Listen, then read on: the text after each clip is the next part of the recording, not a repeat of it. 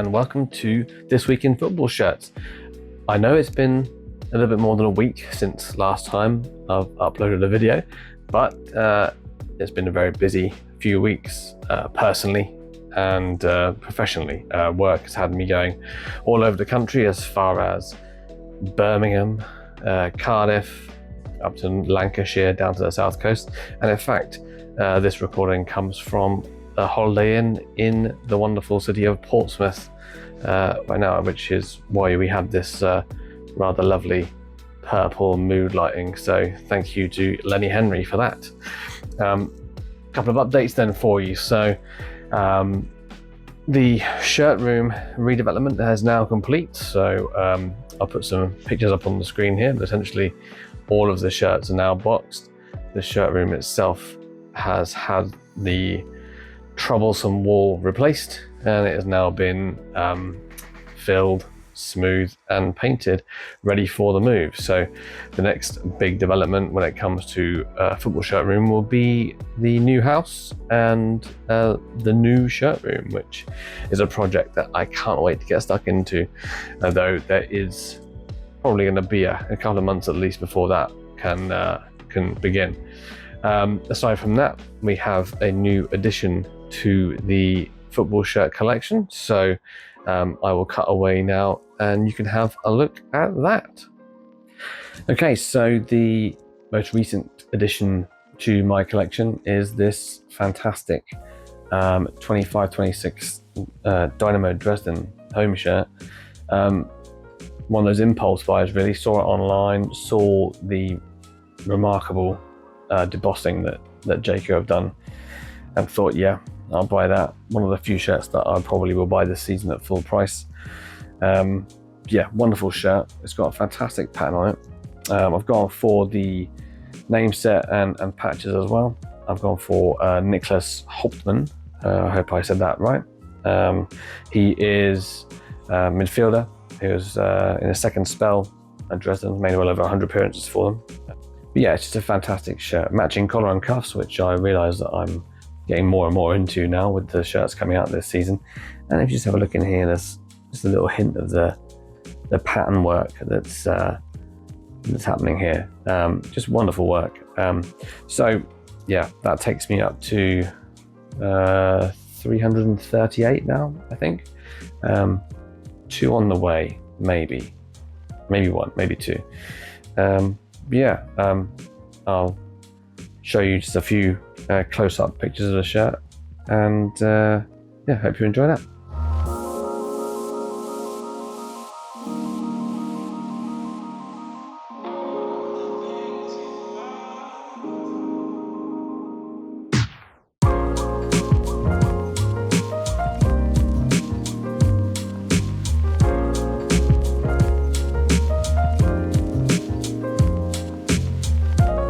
So this week, a rather prominent talking head within the football commentary space came out with some nonsense regarding football shirts, fans that wear football shirts, and what they do and what they don't know about the game. I responded rather tongue-in-cheek with some pictorial evidence that contradicted what he was saying, and it went to, I won't say viral, that's a bit cringy, but quite a few people saw the tweet. Now, I'm not naive enough to think that this isn't rage bait, which is cast out into the universe with the mission of harvesting clicks and attention. Of course it is. Although there's some evidence that potentially this person does actually believe what he said. The person, of course, on this occasion was Rory Jennings. Obviously the main claim to fame he has is when he was telling the world that Erling Haaland is profligate in front of goal and won't have a good season in the Premier League. And he had 15 goals by November. He basically said that anybody over the age of 12 shouldn't be wearing a football shirt, and then later backtracked this to include only certain scenarios. However, his main position was that wearing a football shirt is fancy dress. So, you know, sneering, condescending, whatever you want to call him now. We'll have a quick look at what he said, so we can talk about what I feel about this and other people that kind of espouse the same opinion, even if it even is opinion. But he's not alone in what he's saying. So have a look at what he said. To be totally honest with you, I don't understand why anyone over the age of about 12 is wearing a football kit at any point in their life anyway. This isn't about what name you have on the back. This is about the choice of top that you're choosing to wear as you leave your house. That is outrageous. If you support your football team, if you're passionate about your football team, you can't blame a fully grown adult for wanting to wear that shirt with pride. Yeah, I massively do. I think it's a weird way to feel that that's how you have to show your support for it. You don't have to. No, it's a weird way that you feel that's how you have to do it. That's how you've never worn a Chelsea shirt in your adult life. You're telling me that? I've played football in one. No. You've never worn it to a game or casually? I've never worn it in public. I've never worn it out. I've never worn it on the tube. I've never worn it to work. I've never worn it anywhere social. Are you ashamed of being a Chelsea fan? No, it's not about that. I've demonstrated my love of Chelsea in many ways, primarily by following my team home and away and abroad. Going to Japan to watch Chelsea play would be a way. Going to America to watch Chelsea play would be a way that I've demonstrated my love of Chelsea. I would do that with a pin badge, generally in the top collar of a polo shirt. I've got no intention of ever playing fancy dress to go into a football stadium. Well, that might be your preference. And yeah, absolutely. No, I'm not saying you don't. I'm not telling other people what to do. If other people want to play fancy dress when they're going out of their house, that's fair enough. I think that's bang out of order, mate. If people want to wear a shirt, it's not fancy dress. They're proud. They're playing during the World Cup. England during the Euros. No, I went to the Euros. I was in Dortmund. I was in Dortmund, and every single Dutchman. Look at you. Every single Dutch. So in terms of like pledging support, the way that I pledged my support to England was following England to Germany for 3 out of the 7 games. Good on you. That's great. That's how I demonstrated my support. I didn't play fancy dress on the train. I didn't get dressed up to go to a box park and when you see a tube packed full of England fans all wearing England shirts from modern ones to retro ones, classic shirts, there's deep down you're snaring at them because you think they're in fancy dress. Yeah, I would always have a lot more respect for a group of football fans to be dressed smart rather than like Manchester United. Mate. Manchester United's away support, for example, pride themselves on effectively not wearing kits. They call themselves the Men in Black, don't they? They all wear really nice zip-up black hoodies, black overcoats, depending on the time of year. Yeah. I think that is a far more intimidating, far more supportive way of demonstrating, rather than buying yourself a shirt that is emblazoned with sponsors that's cost you over £100 that you're probably too fat to wear. And those jackets that all the United fans, they were 20 quid from market. No, they're all Stone Island, mate. They're designer. We're talking about the difference between a designer jacket and a polyester t-shirt. And therefore it should cost more money. I think you're being incredibly sneery, judgmental and harsh on fans that want to wear their shirt because they love their club. I don't care what they want to do. If you want to dress up, if you want to play fancy dress and you want to dress effectively like a child or pretend to be an athlete, then fine. But I wouldn't wear a football kit out, and I certainly wouldn't wear it anywhere aside from a 7-a-side football pitch or the gym. So, yeah, clearly a very deeply condescending statement to make. And again, one that he backed up on his own Twitter feed in defense of himself. I'll put a picture of the tweet here, basically saying that if someone wears their club's football shirt to a game, it's a telltale indication that they don't know what their club is or what their club is about, which is absolute madness, isn't it? Of course, he's a Chelsea fan, allegedly, and during his little diatribe on the radio, he classed himself as somewhat of a super fan because he's been to Japan and America to watch Chelsea play, and he's been to Germany to watch England in the Euros. This, of course, is a very elitist position, very fortunate position for him to be in. Not every football fan can afford to fly to Japan to watch their team play in a pre-season friendly. But, I mean, does flying out to Japan to watch your team in a pre-season glamour friendly actually suggest that you know anything about football? It's not an immediate conclusion to make, is it? Strangely, fans of teams like Peterborough, Salford, Shrewsbury, Stockport, Morecambe, Port Vale very rarely get to display how good a fan they are by flying to Japan to watch their team play in a match. Does this mean that they are not as good a fan as someone like Rory? That they know less about their club? No. I mean, the whole thing it speaks more on what the main problem with football fans is, in my opinion. And I've often said football fans are the best and the worst things about football. And I mean, that's true in many ways. You know, some of the best things you see on TV or in the papers or online is football fans having a great time with their friends, with their family, coming up with inventive and funny chants and, you know, basically making the atmosphere that makes the game great. On the flip side of that, obviously fans also can occasionally take things too far the other way, and it becomes aggressively confrontational and sometimes racist, sometimes homophobic. It's not always, you know, a bed of roses. So yeah, without football fans, football is nothing. Football fans are always trying to prove who the best fan is. You know, Chelsea fans want to prove they're better fans than Arsenal fans.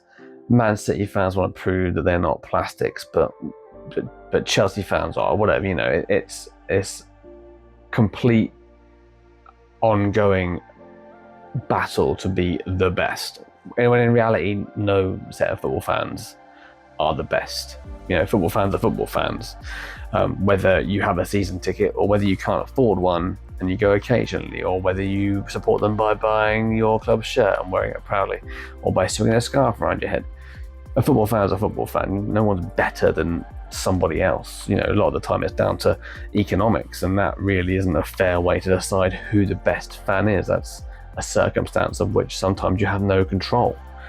The recent position that buying a club shirt and wearing it to a game makes you subpar or a day tripper or a know nothing or whatever Rory is accusing people of is, you know, it's madness, isn't it? You know, he called it weird that a fan would wear a football shirt to a football game. I mean, in reality, that is the least weird place to wear a football shirt, is it not? I mean, at a football ground, watching football seems to be the perfect location to wear a football shirt. But you know, what do I know? I'm not a Chelsea fan that can fly to Japan, you know.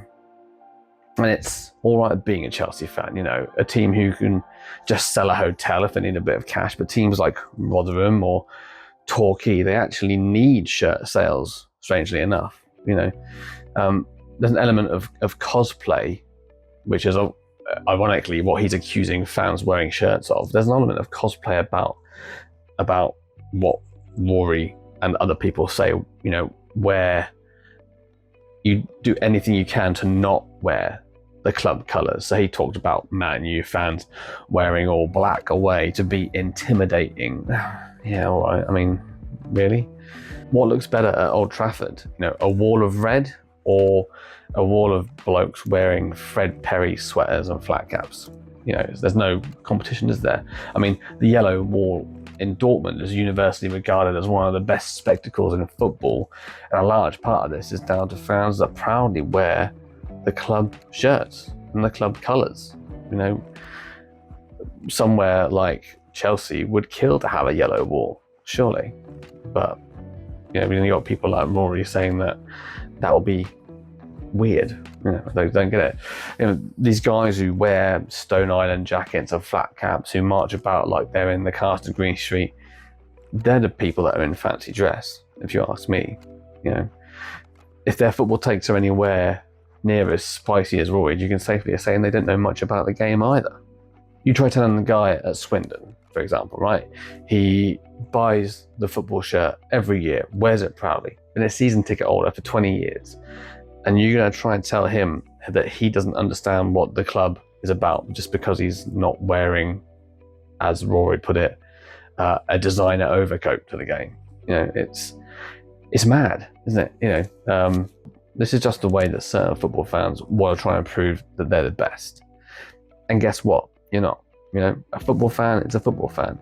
All football fans on the planet are equally capable of being the most informed fan in the world, or being someone that thinks Ronaldo is better than Messi. So really, this rant, I suppose, is about football snobbery. It's weird. You know, how can you be a football snob? Football is the working class man's game, or at least it's supposed to be. And you got these clowns telling people that if you don't wear designer coats, you're not a real fan. Yeah, that's really rooted in tradition, isn't it? You know. So yeah, football snobbery. It's annoying, and it's not going anywhere. You know, there's always going to be some way that some fans will look down on others, whether that be because they're wearing the wrong colour or their stand is falling down or whatever. Who cares? The snobbery is, for the most part, ignorable. But sometimes you just have to say something, you know, and someone like Rory Jennings may believe what he's saying. He may be doing it just for clicks. It's probably somewhere in the middle, you know, but even if he doesn't believe it, there are people that do. And I think it's worthwhile every now and then just telling them, you're wrong, you're being an idiot. You know, I will wear football shirts to games and I won't stop doing it. Does that mean I don't know anything about football? You know, someone that's watched football, played football for 30 years. I'd like to think I know a little bit about football. So, nah, snobbery's not for me. But that's it, you know. It's a thing that we had to deal with, but it's a thing that we can just click the block button, which I have done now to Mr. Jennings, and I advise that everyone else does the same thing. Because the fewer people that pay attention to what he's saying, the less opportunity he will have to say it. That's probably a good thing, isn't it?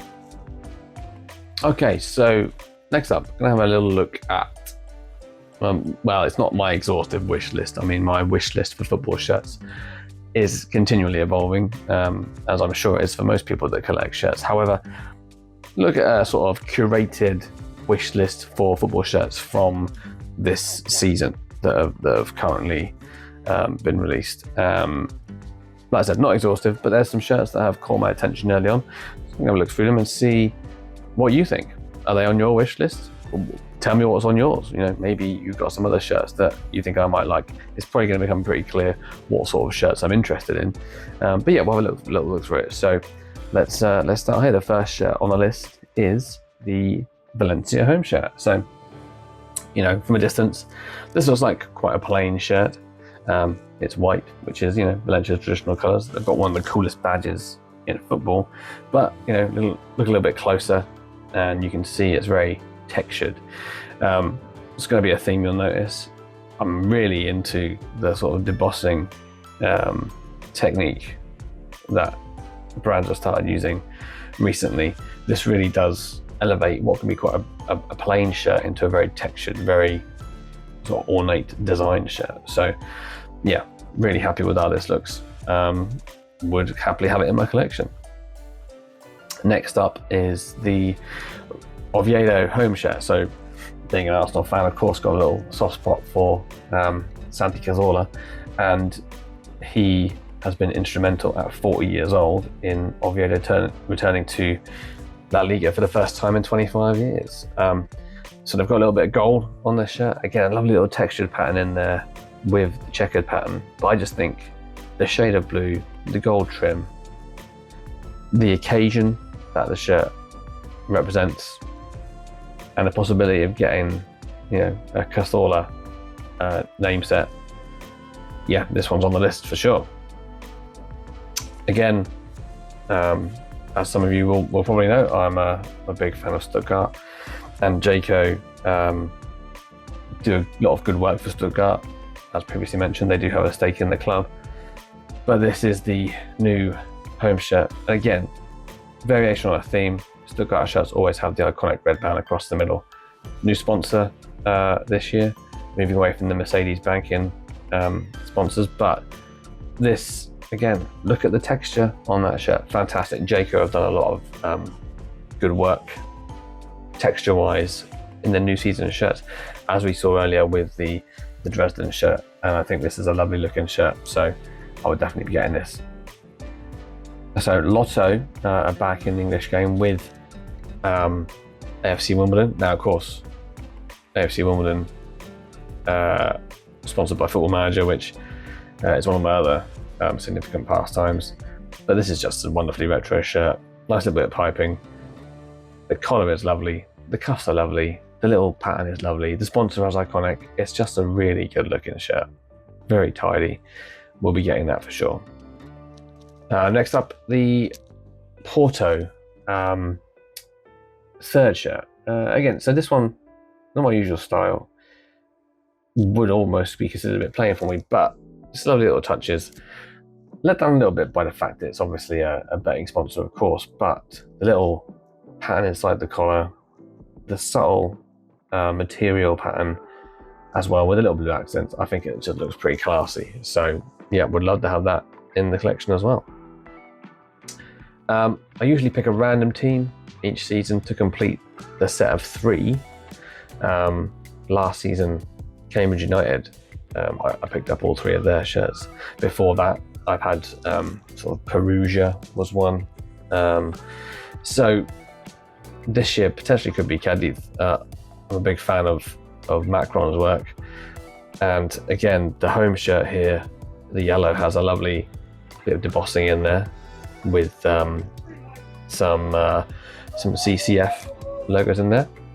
And then the away shirts just have lovely patterns on, which look really good. So yeah, really happy with these 3 and would love to have all 3 in the collection. Maybe these 3 will be the random club that I complete the set for in 2025-26.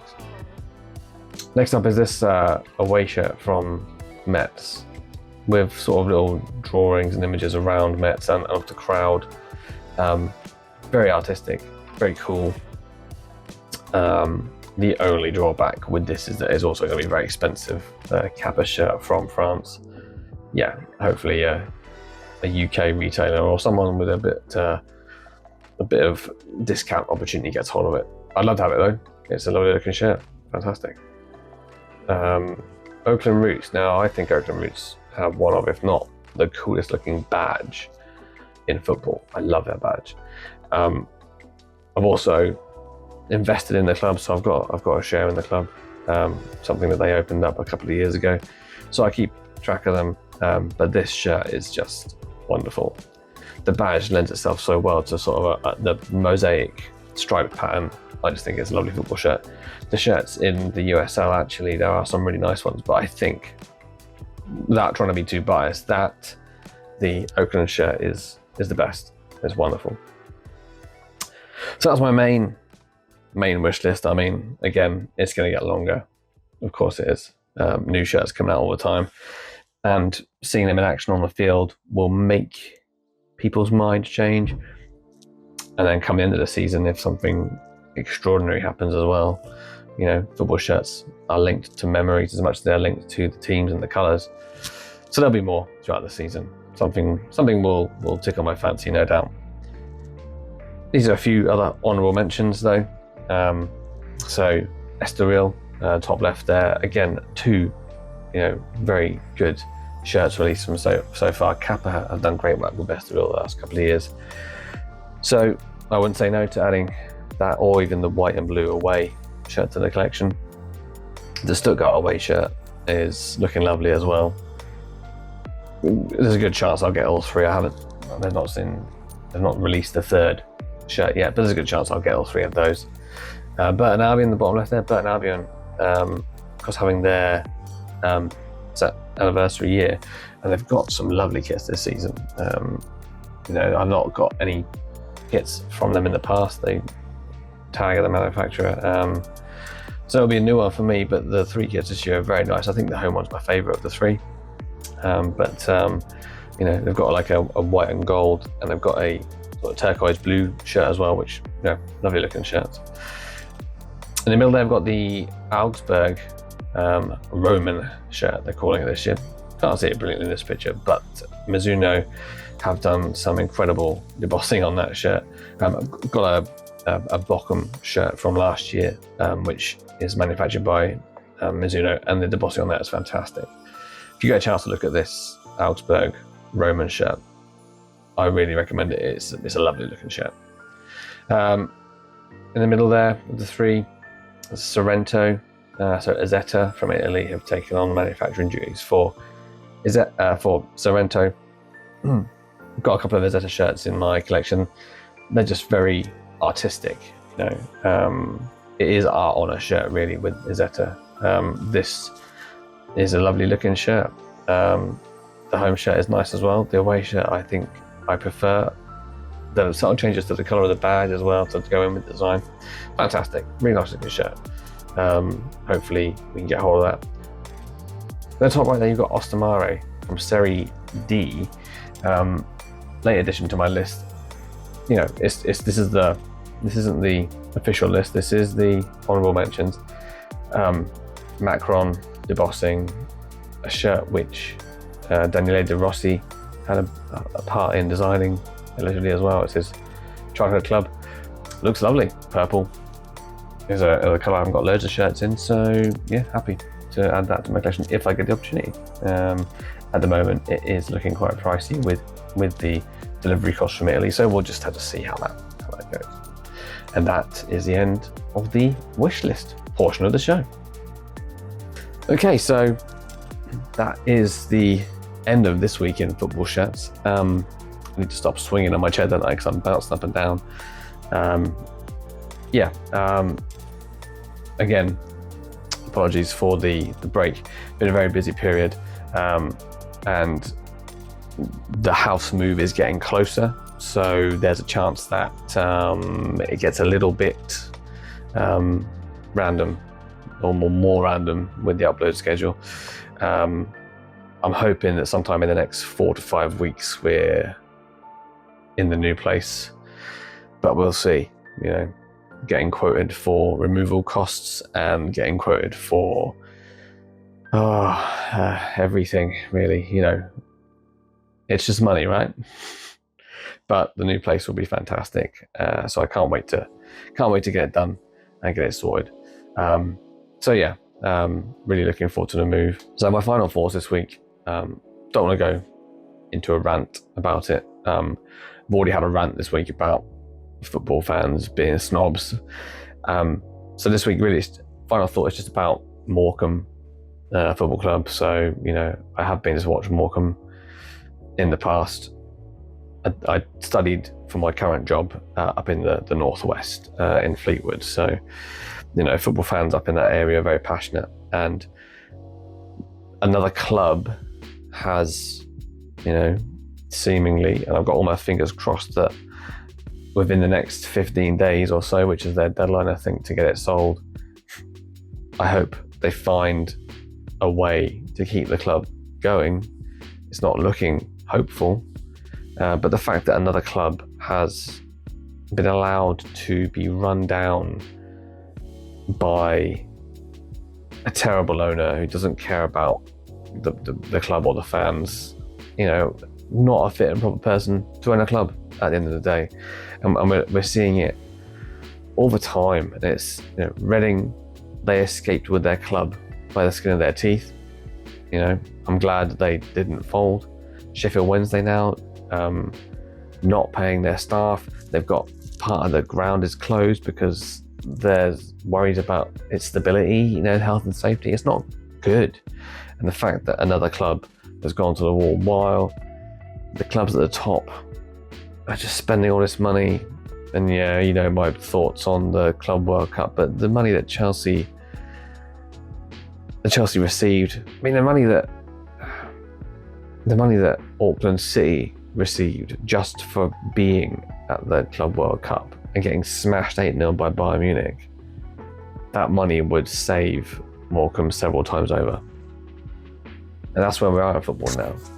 You know, the Saudi-backed, I'm not going to competition, the Saudi-backed event in America has all the money available to stop clubs like Morecambe going to the wall, but people just don't care. And they allow, the regulatory authorities allow people like Whittingham to take over a club, and he's destroyed it, you know. So my fingers are crossed for that community that it can survive. I have no doubt that if it doesn't, there'll be a Phoenix club, but then you've got the long, hard journey back to where they should be. Look at Bury, you know, they folded again through poor ownership. And a Phoenix club which did well, it's merged with the organisation that represented the old club. They're back at Gig Lane. They've got a few years to go yet before they're anywhere near where they were before. So yeah, my thoughts are with the fans of Morecambe and any club that's currently going through the ringer due to poor ownership and poor decisions. So with that in mind, we'll bring this week's episode to a close, and we'll see you again. I won't say next week, can't guarantee it at the moment, but we'll see you again when I get some time in my schedule, and hopefully this thing can start coming off soon. But again, signs aren't good at the moment. So have a great rest of the week, and I'll see you when I see you. Bye bye.